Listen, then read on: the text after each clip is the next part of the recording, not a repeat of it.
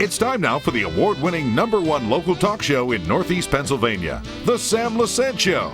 Now here's your host, Sam Lesante. Hi everyone, and welcome to your school district, the Hazleton Area School District Report. Every month we give you a report on what's happening in the Hazleton Area School District. There's so many things happening. And remember our other reports, the Schuylkill Report, the Mayor's Report in Pottsville with Mayor Clues, the Mayor's Report in Hazleton with Mayor Cassat, and of course Visiting Luzerne Report. And of course we started the Luzerne County Community College Report. So we have a lot of reports giving you an update of what's happening. Joining me is no stranger to the show, Brian Uplinger, who is our superintendent. Hello, Brian. Good morning. Got to tell you an interesting story. Now, I've been born and raised in this area, so I'm very proud to be born and raised. Jack Palance wanted me to move to California. I think he wanted to get rid of me, but the point was. But anyway, my wife and I are at Boyer's Supermarket, and the lady comes up to me with her husband, and she said, "Mr. Lesante, I want to tell you something." So what? Okay, here it comes. You know, I've been here all my life, but there's so many things I did not know about the school district until you started your report.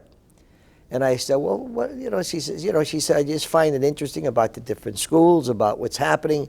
She said, because we don't have the time to go to school board meetings, et cetera, et cetera. Sure. And I said, well, that's good. I said, I appreciate that. I said, is there anything you'd like for me to, you think? She said, no, just keep us informed of what's happening, And here we are at the STEM school today, which we'll talk about that.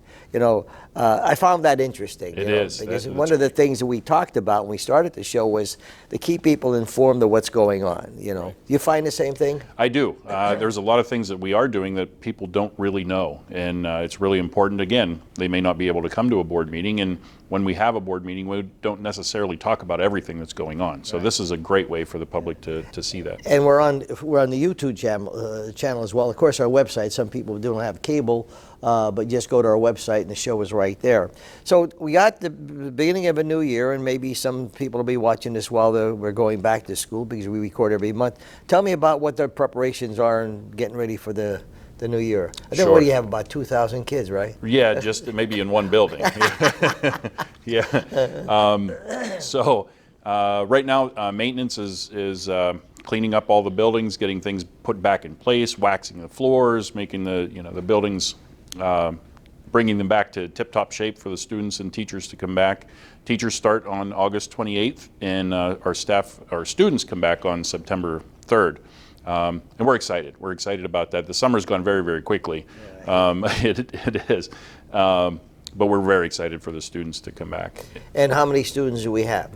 Right, we will probably open the school year with over 13,000 students in person. Yeah. Now, is that more than what you had before? Or? Yes, that is probably close to 500, 600 more than what we had at the end of last school year. And you're growing every year, huh? Every single day we're growing, Every yes. day. Yeah. How do you handle that, Brian?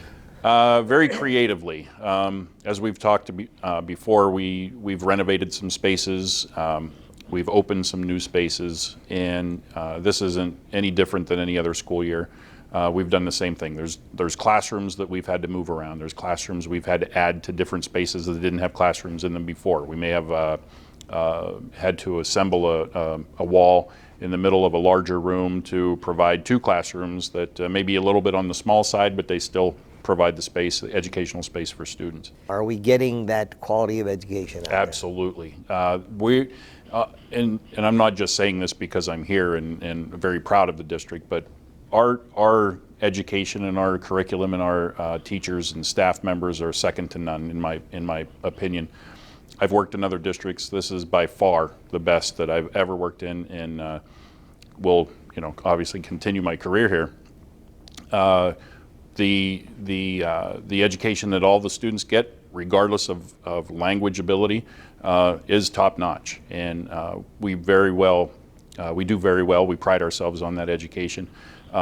Last year alone was close to $9 million in scholarships that were provided to students that were graduating and going on to further their education or going into the military, what have you. But again, very, very proud of that.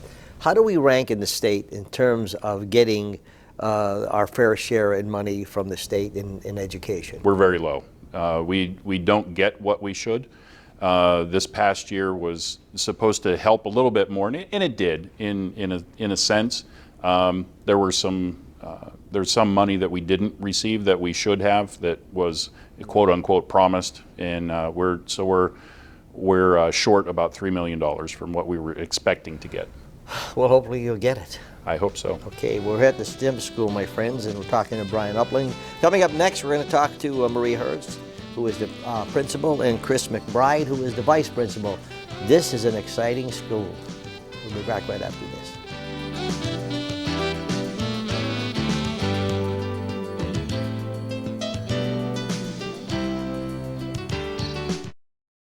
Well, welcome back to the Hazleton Area School District Report. As you know, my friends, we do this every month, bringing you information about the school district. As I mentioned before, we're at the STEM school. Beautiful school. It's absolutely magnificent. Joining me now is the principal, Marie Ernst, and the vice principal, Chris McBride. Thanks for having me here. It's a beautiful school. Oh, you're welcome. Thank you for coming. I didn't realize how nice this place really is. It is. It's gorgeous. So let's talk about STEM. Okay, what is STEM, and what you do here? Okay, it stands for Science, Technology, Engineering, and Math. So our courses focus on those areas. We are preparing students for careers in health careers, computer science, math, engineering, and we're here this is our 12th year in this building. 12 years? Yes, how about that? Wow. It's how time goes You've been here by. that long? I have, from the very beginning. And you're a young girl. You're only 35 years old. That's right, It's yes. amazing. Come back a lot. Okay. So what we do differently, our kids still take all the regular classes. They have to take gym and English and social studies. Do they take them here? They take everything here. Okay. Unless they're in ROTC, which they start at the high school, then they come here. Mm-hmm. And if they might take an arts class at the Arts and Humanities building. Like if they want to take one drama class, or their students could take an engineering class here. So Marie, what makes this school special? What makes STEM special than, not that the other, areas are not, important, but let's just put the spotlight on STEM. What makes this school so special? I think it's the way that we teach. We really teach critical thinking skills, not that we don't do that in all of our buildings, but we focus on a lot of hands-on work with real-world projects. Give me an example. So in engineering, our kids, our students will work on building bridges or working on tall buildings. What is the physics behind that? Even in our math classes, what is the math that goes into putting a kitchen in or building a building, those kinds of things. Our health careers, our students actually go to the Commonwealth Medical College, Geisinger in Scranton, twice a month, and they work with medical college students on real medical things. They go to cadaver labs. So a lot of hands-on experience, and again, that real world problems. Okay. Now you start freshman? Yes, Okay. we're 9 through 12. All right. So if someone comes in as a freshman, all right, before they start going on hands-on, you need the basics, right? You do, Okay. yes. And what would be those basics, Chris? I mean, they're going to be taking all the entry-level courses in all of our subjects. So they'll be taking the normal history courses, math courses, things like that. Once they start getting into their upper levels, that's when we start getting into our really cool electives that we only offer here at the STEM building. So those basic courses, they also get it. People who are going to high school get those same courses. They would get almost all the same courses at the high school as they would down here in those in that first year. So that especially. first year is more of the basic courses. We're introducing them to the rigor of the STEM building. We're introducing them to the world down here that's a little bit different from maybe the elementary or middle schools that they came from. So could I assume that that the students who are coming here have a pretty good idea what field they want to go into? I think so. I think they're starting to explore those fields, and sometimes they might change. They get into a course, let's say into an engineering course, and they love it, and all of a sudden that changes their mind to, now I want to become an engineer. So I think they all have an idea that they want to go into the STEM fields, maybe not which specific one yet. Okay, so when is that decision made? I mean, obviously up through college, they can always change their mind, but usually right around their junior year is when they're going to start exploring into the specifics of the electives that they're in the field of study. Have you found someone who's coming in for, let's say, engineering, and then as they're beginning to learn more and things open up in their lives, they want to go into another field? Have there been a lot of people, students who have changed careers while they're here, or do they stay in the same area, Marie? I mean, Most of them stay. You understand what I'm saying? Yes, I do. Okay. One thing, some STEM schools make the students choose a path. Yeah. So they stay in a track for engineering, Right. or the health career track. And here we allow students to explore all those different areas. So yes, they do change, because all of a sudden they take an anatomy class or a human disease and they're fascinated by it. Yeah. And they say, well, or they find out, you know what, I really like the engineering part of this, but the math, the calculus, 1, 2, 3 is so hard that I just can't handle the math, and I don't want to. And I like this a lot better. And that's so, what yes, I like the they fact do. that you can accommodate those things. Yes, we do. Okay, because that's important. Because a student may be, tuned into something, and that happens to a lot of kids who go to college. Mm-hmm. They're in their 1 year, second year, all of a sudden they're out of their major, they're into something else.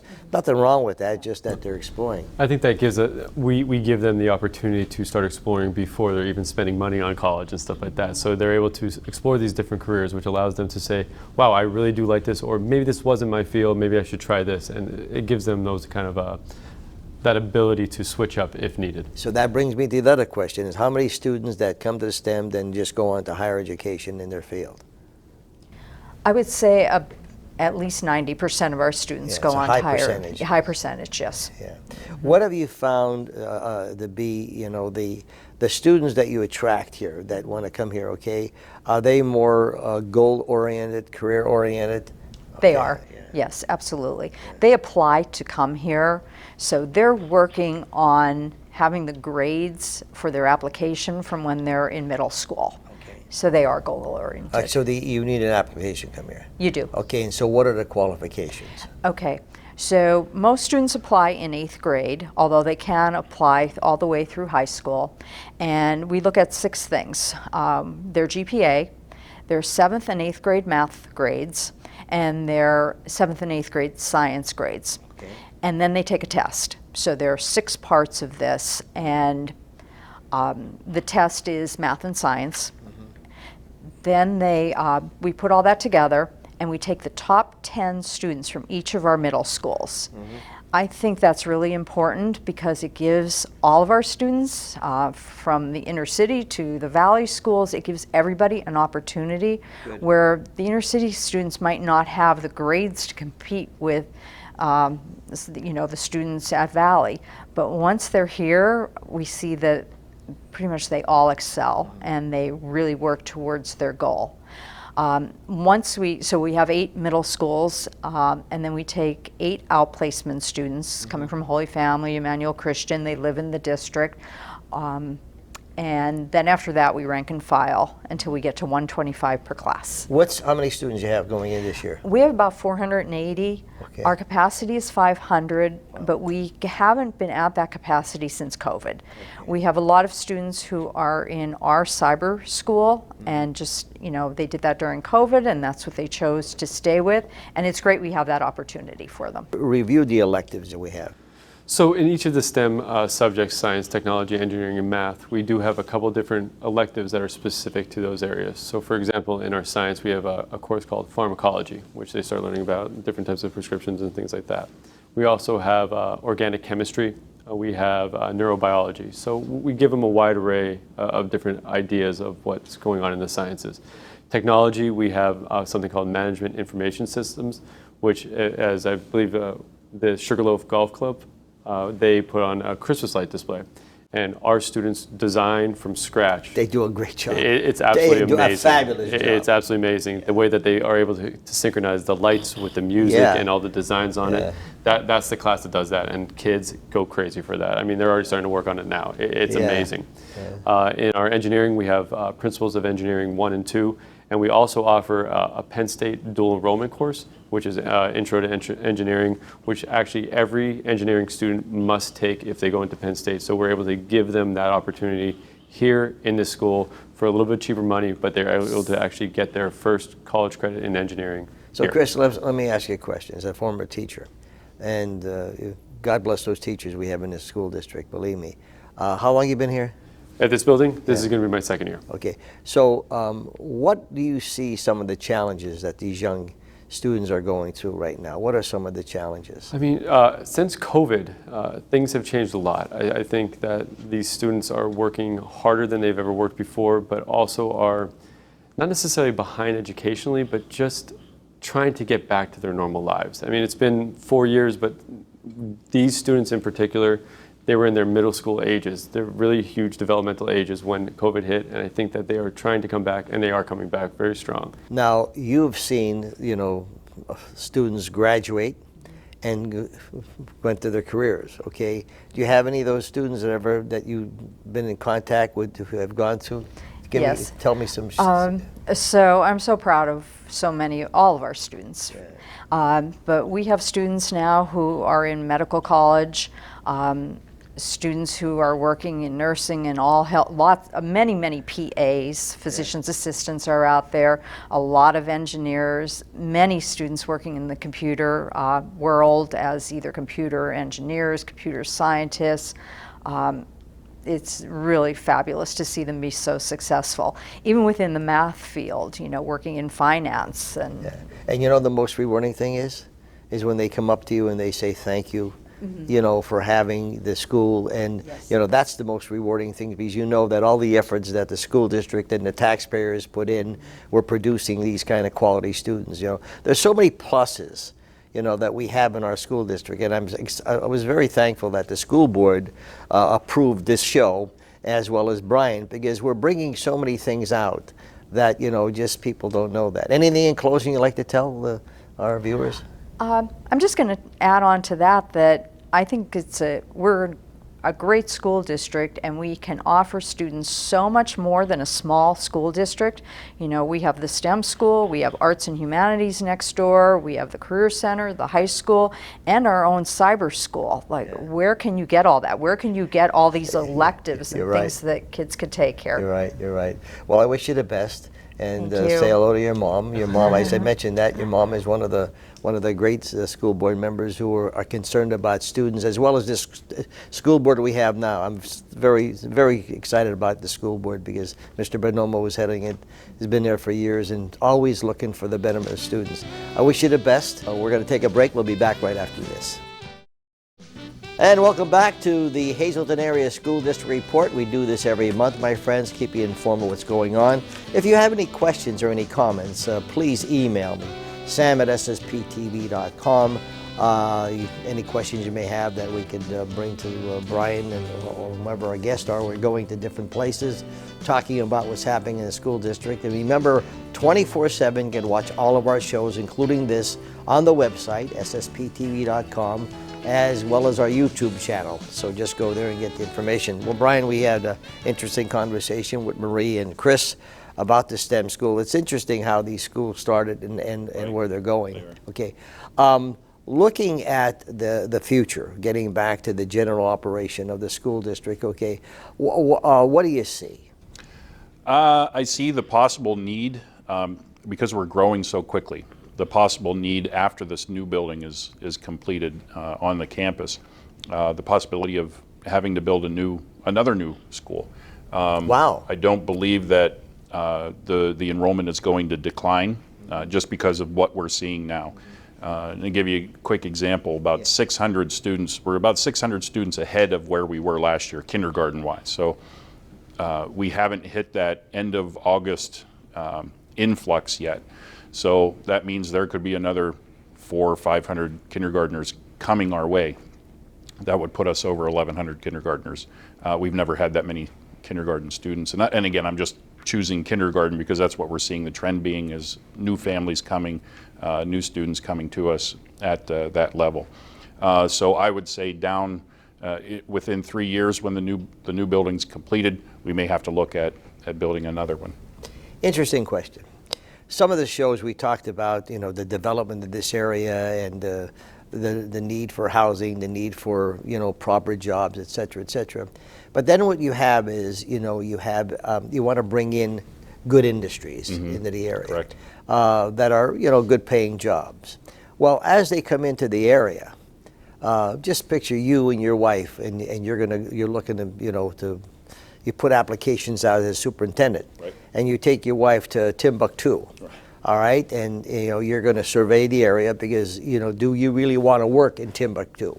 I'm getting to the point where when they come in here, one of the key factors is, you know, if you have a family, is what about the education, the quality of education? Right. And people don't think that it's not just the place where they're going to build a plant or what they're doing is, but that manager or vice president has to live there. Correct. And has to bring their family there, as you know. Right. How do you think people look at when they come in and they look at our educational system? What do you think they're seeing? And has anyone ever come to you that has been looking for, you know, maybe bringing industry into this area? Right. There have been. And people may be surprised at that and say, you know, they may just look and say, oh my gosh, it's really crowded. There's a lot of kids there. But I have had several people reach out and say, how do you do? What's going on? How is everything going? You can't base what we do internally on a score, on one score. So I don't want to get on my soapbox about PSSAs or keystones or anything like that, but you can't base the education that a child's going to receive on one assessment that is given at the end of a school year. There's a lot more that goes into it, a lot more ways that students learn. They learn differently. They learn at different rates. They learn how to adapt, you know, differently. So one assessment isn't going to give them a good idea of what we do internally. So it's really important for those people that are coming into the area to reach out to us and ask us how we do, where are students going after they graduate, what's the retention like. Why are there more students coming to the area? You know, things like that. So it's really important for them to have those conversations with us rather than look at test So scores. that's another key point of why our higher education is so important. Right. Congratulations to you. I understand they signed another contract for you. They did, yeah. I was very They excited really didn't about know that. what they were doing, were they? No, they didn't. This school they board, didn't. I can't. told them, be careful now. They're in trouble. No. Yeah. We got a good school board. We really do. You know, I was just telling Chris, it's nice to know that you have a school board that's dedicated to the students and the best of education. You Correct. know, and you have a lot of school teachers on that board. We do, and yes. they know, like They Mr. know. Barletta and Right. different areas. I don't want to miss anybody. They know what happens Yeah. inside. Well, this is the School District Report, my friends. Remember, if you have any questions you'd like me to ask the good superintendent, Sam at ssptv.com. And thank you for making our show the #1 talk show in Northeastern Pennsylvania. I really appreciate that. We'll see you next time.